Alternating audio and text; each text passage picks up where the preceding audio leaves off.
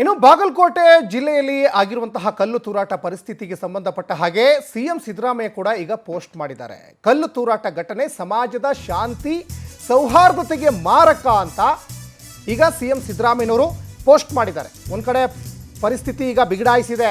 ಬಾಗಲಕೋಟೆಯಲ್ಲಿ ಕಲ್ಲು ತೂರಾಟ ಘಟನೆ ಸಮಾಜದ ಶಾಂತಿ ಹದಗೆಡುವಂತಹ ಘಟನೆ, ಇದು ಸೌಹಾರ್ದತೆಗೆ ಮಾರಕ.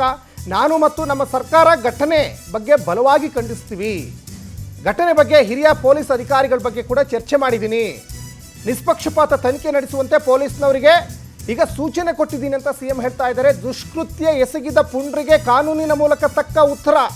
ಪ್ರಕರಣದ ಸಂಬಂಧ ಕೆಲ ಆರೋಪಿಗಳನ್ನು ಈಗ ಬಂಧಿಸಿ ವಿಚಾರಣೆ ಕೂಡ ಈಗ ಪೊಲೀಸ್ನವರು ಮಾಡ್ತಾ ಇದ್ದಾರೆ. ಶಾಂತಿ ನೆಮ್ಮದಿಗೆ ಭಂಗ ತರುವ ಯಾವುದೇ ವ್ಯಕ್ತಿ ಮತ್ತು ಶಕ್ತಿಗಳನ್ನು ಸಹಿಸಲ್ಲ. ತಪ್ಪೆಸಗಿದ ಪ್ರತಿಯೊಬ್ಬರಿಗೂ ಕೂಡ ಶಿಕ್ಷೆ ನಿಶ್ಚಿತ ಅಂತ ಸಿಎಂ ಸಿದ್ದರಾಮಯ್ಯನವರು ಈಗ ಪೋಸ್ಟ್ ಮಾಡಿರೋದನ್ನು ಕೂಡ ಗಮನಿಸ್ತಾ ಇದ್ದೀರಾ.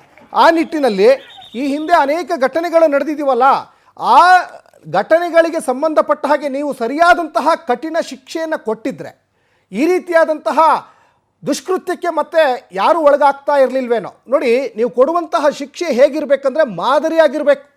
ಬೇರೆ ಯಾರು ಕೂಡ ಈ ರೀತಿ ಘಟನೆಗಳಿಗೆ ಮತ್ತೆ ಮುಂದಾಗಬಾರ್ದು, ಮನಸ್ಸು ಮಾಡಬಾರ್ದು. ಅಂಥ ಶಿಕ್ಷೆ ಕೊಡಿ.